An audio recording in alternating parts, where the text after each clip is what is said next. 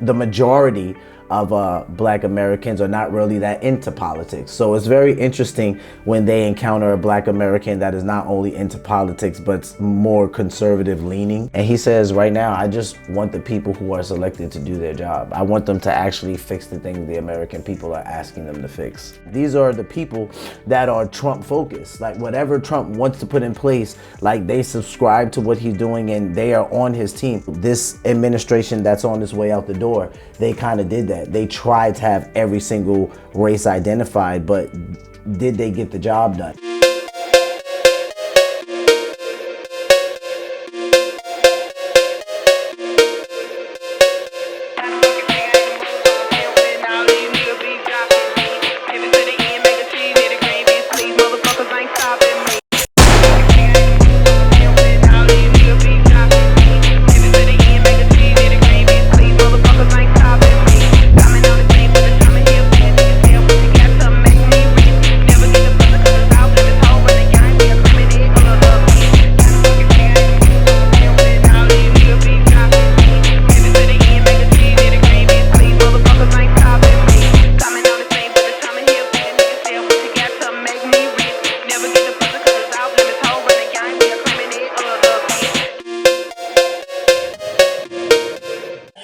Back soon.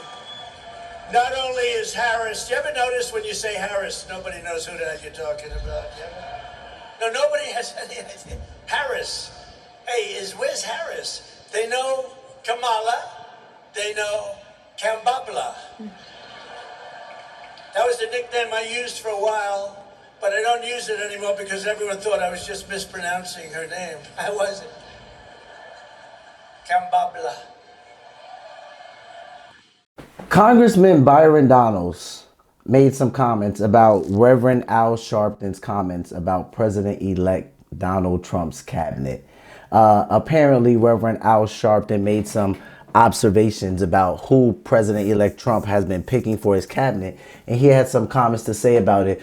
We're going to take a look at Congressman Byron Donald reacting to his comments. Welcome to CozyCorner TV. I'm your host, Q, and we're on the corner. So let's get right into it. Let's see what they're talking about. You guys are going to be able to hear this probably more than you can see this. And that's for reasons. I've also sped up the audio. So just listen carefully and let's react to this. It's not a long video. We're picking up where Byron Donald starts to react to why President-elect Trump is picking the way that he's picking. You have Susie Wiles, the first woman ever to serve as chief of staff. You have Marco Rubio, a Cuban-American.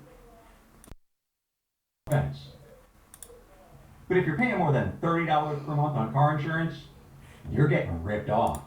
Who's going to serve as Secretary of State, representing America across the globe when it comes to foreign policy? You have Tulsi Gabbard going to be at DNI. So many others that are coming, and there's still slots to be filled. So I think everybody needs to pump the brakes and just wait and see what happens. Do you think Democrat? So I like the way that Byron Donald answers that question. He starts off answering the question by naming a couple of people who President-elect Trump has already picked. So he names, Marco Rubio, Tulsi Gabbard, amongst a couple of other people who are of different races. They're not just white Americans. So he's basically saying that, he's already begun picking people who aren't necessarily white Americans the way most people think he would pick. And he's also not done. So he's saying that he thinks people need to kind of pump their brakes and just wait and see what happens, even though there has already been a substantial amount of cabinet positions filled. Byron Donald is saying that he thinks everybody needs to pump their brakes and just see what President-elect Donald Trump's going to do. Have to put in form over substance. Look, even if you look at how the Democrats filled the Joe Biden cabinet, they wanted to have a piece of every identity, but did they get the job done? Did they actually serve the interests of the American people? Because see, and that's a good point. Like he's saying, with Joe Biden's administration, they wanted to have every slice of the pie. Like they wanted to have every race present or represented, but he's like, in him doing that, did he actually get the job done? I just think he's answering the question brilliantly because he's already pointing out that President Trump is already doing something that's out of the norm. He's already saying hey, he's picking different people, even though they're not necessarily black people. He is picking different people and people need to wait. And then he's also saying, this administration that's on its way out the door, they kind of did that. They tried to have every single race identified, but did they get the job done? And now he's going to kind of touch on, I don't think race matters as much if you're not getting the job done. Here's what I know. Whether you're black or Hispanic, if the border is unsecure, excuse me, Alejandro Mayorkas, if the border is unsecure, shots fired. Their everyday lives, no, it does not. And so what Donald Trump's election is about is bringing competency and reality back to D.C. in the White House, making sure that the job gets done on behalf of the American people, regardless of their race, regardless of their religion, regardless of their creed. Do you think that the current cabinet picks reflect the most competent implementers of Trump's policy across the board? 100%. Because you have no pause for any of the people who are being raised, including some who are more controversial figures who got a lot of the oxygen out of the room. Obviously, Matt Gaetz, the centerpiece of criticism because of the allegations. But you don't have any pause about anyone who's been chosen? No, I don't. So she's asking Congressman Byron Donald, do you have any pause about anyone who's being chosen? And then she kind of throws a shot out there. She mentions Matt Gaetz' name, you know, and she's asking like, you're not taken back by anybody he's choosing. And Byron Donald is like, no, I think based on the level of competency that you're asking about and President-elect Donald Trump's picks, I think that he's picking the right people, you know, based on the kind of job that he's trying to get done. Because either I know them directly or I've gotten a chance to know them throughout the last several months. All of them subscribe to everything that Donald Trump talked about on the campaign trail. They are mission-minded about getting the job done. Look at Robert F. Kennedy Jr. Robert F. Kennedy Jr. wants to make America healthy again. He wants to go after additives in our food that are here in the United States, but not in any other country around the globe. You have suburban mothers who want to see that happen for their children. You have people who've had to deal with all kinds of other health abnormalities, and at the time, and now what they're dealing with is going to other doctors, finding other alternatives to address those health issues, finding out it's what they're ingesting every single day. He's going to address that. You have somebody like Tulsi Gabbard, who has not been a fan of forever wars, which, by the way, if you're a Republican or a Democrat, you've not been a fan of forever wars. So he's making a good point here because he's pointing out people like RFK, Tulsi Gabbard, and he's going off of the question that she asked, and he's saying these specific people, these are people that they subscribe to exactly what Donald Trump wants. Like he said, they are mission focused, they're job focused. So what Donald Trump wants to achieve, these people want to achieve it. So Byron Donald is saying, listen, based off the picks that he's picking, even though they're not black, these are the people that are Trump focused. Like whatever Trump wants to put in place, like they subscribe to what he's doing and they are on his team. Mind you, I don't think it's by accident that he calls out Tulsi Gabbard and RFK, two very well-known Democrats who have actually exited the Democratic Party to join Trump on this Republican campaign. So I think that speaks a lot. And that's why he's saying like these people that he's picking, they all subscribe to what Donald Trump wants, what Donald Trump wants to do.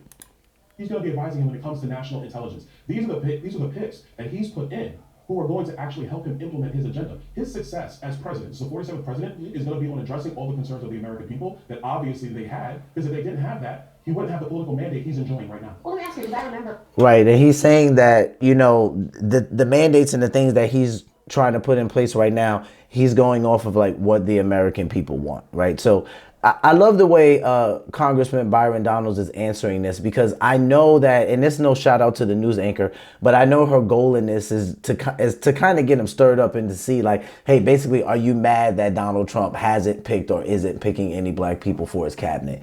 So I think that the way Byron Donald is answering it is brilliant, because Byron Donald is saying Trump is picking based on what Trump wants to accomplish.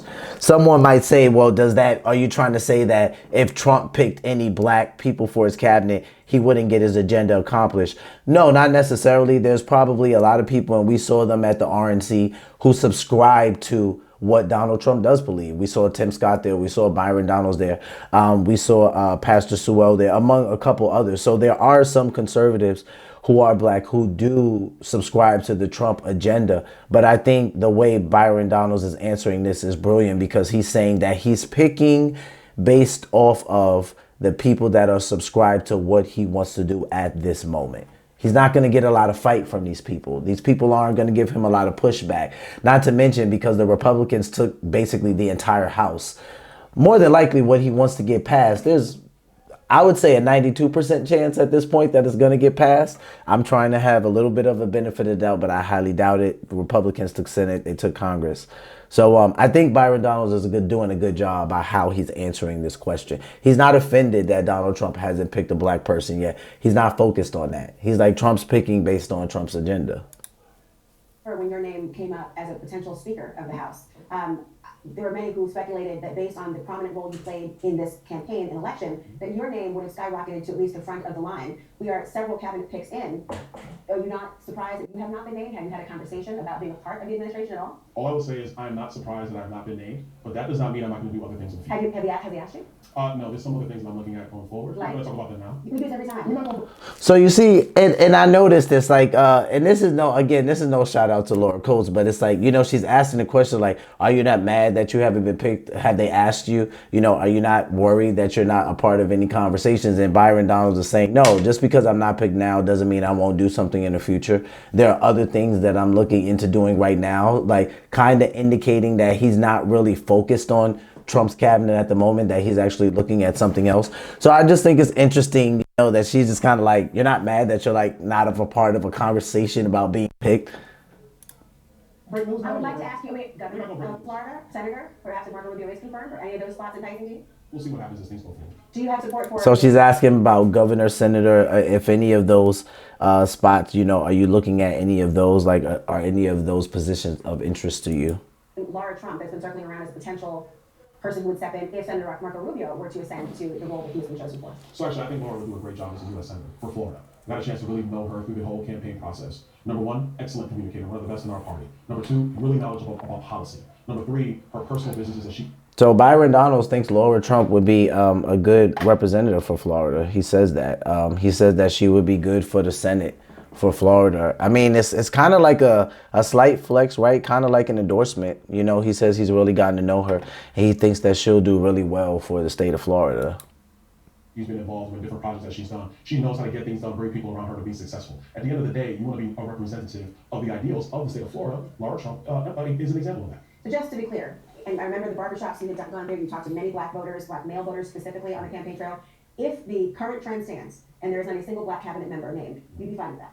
What I want right now is for the agencies of the federal government to do their job and no more. And so she asks him if as it stands right now and going forward, if Trump does not pick a single black person for his cabinet, or there's not one black person that's selected, you know, is that going to bother you? You know, is that going to make you frustrated in any way? And he says right now, I just want the people who are selected to do their job. I want them to actually fix the things the American people are asking them to fix. To actually fix the ills that have been going wrong in our country. The voters spoke loud and clear 2 weeks ago. This was an avalanche. This was a political mandate for Donald Trump. And it's very clear that they want our borders secure. They want a thriving economy. They want to be able to get out of these conflicts across the globe. And yes, people want to be energy dominant here in America. And if the cabinet picks help deliver the America First agenda that Donald Trump wants, this will be an unmitigated success. And every American will be happy with that. I hope their voters will see it the same way. I want to talk about this House Ethics Committee, though. They have not chosen to release the report that was compiled by the House Ethics Committee on former Congressman Matt Gaetz. Do you think the report should be released, if not publicly, to the Senate so that they can have a fulsome review in their role to advise and consent? Well, actually, no, I don't. Here's why. A couple of things. First of all, we all know Capitol Hill leaks like a sieve. If the Ethics Committee sends that report over to the Senate, you'll have some Senate staffers somewhere in some office. So she goes into the news anchor Laura. She goes into asking Byron, you know, about Matt Gaetz and, you know, how are you going to feel if he's confirmed? It asks if the reports about his past, I think, essay situation, should it be put out there? You know, should the House put it out there for people to see, or should it be subject to the Democrats and Republicans that are asking to see it? And Byron Donald goes into some detail, and he says no, he doesn't agree that it should actually be seen. He does say that one reason is because there were no charges brought from it. So if there were no charges brought out of it and he wasn't accused of anything, then why does it need to be something that's made public? I really like the way Byron Donald handled this interview. I tend to watch Byron a lot, and I like the way he handles his interviews because he really doesn't allow people to back him into a corner. The funny thing is that I see this a lot with like either black news anchors or a lot of black people he's speaking to. And I kind of understand why that is, because there's the majority of black Americans are not really that into politics. So it's very interesting when they encounter a black American that is not only into politics, but more conservative leaning. And I think that's the reason why Byron gets a lot of the attention he gets. And most of the time when I watch people talk to him, I see what I like to call the black question come up in some way, shape, or form. Whether they're asking him, you know, does it feel weird to be a Republican? How do you feel about President Trump's cabinet? Why don't you think Donald Trump is racist? And I think every single time he handles himself brilliantly. I think there's something to be said about this because the pandering this election has been literally crazy. It's been on a crazy level. And I think Byron Donalds did a great job at dodging that, you know, not falling for it, not taking the bait, you know, and having anything to say about, you know, the fact that Donald Trump is not or has not picked a black person for his cabinet. If you go back and watch the entire video, it was with CNN. Reverend Sharpton was kind of saying, you know, look at Donald Trump's cabinet. He hasn't picked one black person for his cabinet. He hasn't chose one African American. And this is what Byron Donalds was reacting to. And I really like the way he handled it. You know, he said Donald Trump is picking to push forward Donald Trump's agenda, right? So maybe he would get pushback from some black conservatives. Maybe he wouldn't. But I love the way Byron Donalds does it because he says what Trump is trying to push and what he's trying to move forward, these people subscribe to that. They subscribe to every single thing that he wants to do. They're mission focused, they're job focused. So he's picking right. He's picking right to get the job done. Another thing I want to say before I get out of here is I think people forget this because so many people are like tripping about Trump's cabinet. And the thing is that, you know, when Trump first went into office, his first term, he really didn't know what he was doing. And if you go back and you watch his, I'm going to react to some of it, but if you watch his interview on the Joe Rogan podcast, Joe Rogan asks him, like, you know, well, did you know who to pick? And Donald Trump tells him, well, no, I didn't know who to pick because I didn't have any experience doing this. He said that there would be people that would come up to him and say, hey, you should go with this person, or there would be 3 and 4 recommendations. And he would kind of go with somebody and then someone else would call him and be like, oh, you shouldn't pick that guy. And Donald Trump would be like, I wish you would have told me that 3 weeks ago. I already hired him.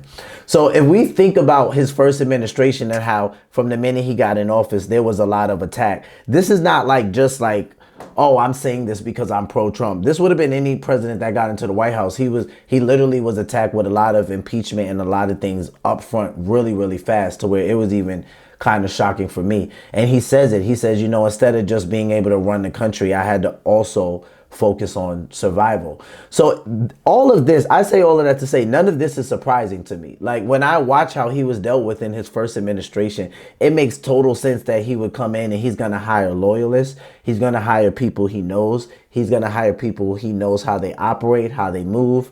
They have a certain rapport together. They're not super politicians or career politicians. They're just people that subscribe to what Donald Trump would call common sense, good ideas.